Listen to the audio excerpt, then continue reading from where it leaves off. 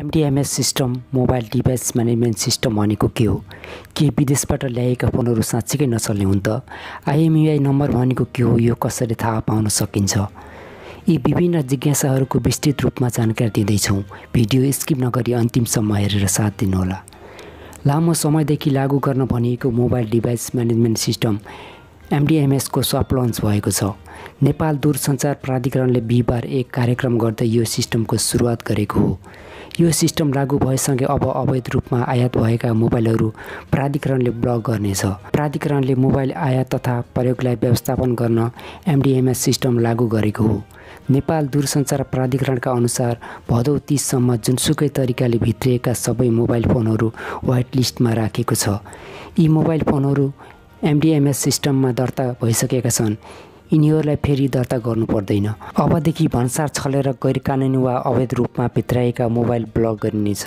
Block गर्नु अघि प्राधिकरणले त्यस्ता मोबाइललाई दर्ता गर्न 15 दिनसम्म समय दिएको छ।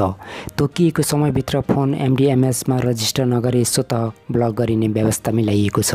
वैध तथा अवैध तरिकाले भित्रिएका फोन भनेको कस्तो हो? सरकारलाई भन्सार तिरेर भित्राएका फोनहरू जुन सरकारी मान्यता प्राप्त वितरकहरूले बजार पुर्याउँदछन् ती सबै वैध हुन्।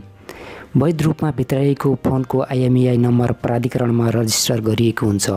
रजिस्टर गरिएको फोन हराएमा प्रहरीलाई फोन ट्र्याक गर्न पनि सहज हुन्छ। गैरकानुनी रूपमा भित्राएका फोनहरू अवैध हुन्। त्यस्ता मोबाइलको IMEI नम्बर प्राधिकरणमा रजिस्टर हुँदैन। चोरी पैठारी गरी लुकाएर तथा भन्सार छलेर ल्याइएका फोन अवैध मान्न सकिन्छ। IMEI नम्बर कसरी पत्ता लगाउने? सिम प्रयोग हुने मोबाइलहरूमा 15 अङ्कको IMEI नम्बर हुन्छ। यो नम्बर एक अर्कासँग मिल्दैन। IMEI नम्बर थाहा पाउनको लागि मोबाइलको किप्याडमा गएर *06# डायल गरेर IMEI नम्बर पत्ता लगाउन सकिन्छ। अहिले प्रयोगमा आएका मोबाइलहरू MDMS सिस्टममा दर्ता छ कि छैन भन्ने कसरी थाहा पाउने? प्राधिकरणले हाल नेपालभर प्रयोगमा आएका र भित्रिएका सबै फोनलाई व्हाइट लिस्टमा राखेको छ। यी सबै वैध छन्। तपाईँको फोन रजिस्टर भएको छ वा छैन भन्ने MDMS को आधिकारिक वेबसाइटमा गएर हेर्न सकिन्छ। नयाँ फोन किन्नु अघि फोन MDMSमा रजिस्टर भएको वा नभएको कसरी पत्ता लगाउने? यसको लागि MDMS को आधिकारिक पोर्टलमा गएर हेर्न सकिन्छ। किन्न लागेको फोनको IMEI नम्बर राखेर चेक गर्न सकिन्छ। मोबाइल फोनको बक्समा पनि IMEI नम्बर रहेको हुन्छ। तपाईलाई यो जानकारीमूलक भिडियो कस्तो लाग्यो कमेन्ट सेक्सनमा प्रतिक्रिया दिनुहोला। साथै हाम्रो YouTube च्यानललाई सब्स्क्राइब गर्न नभुल्नुहोला।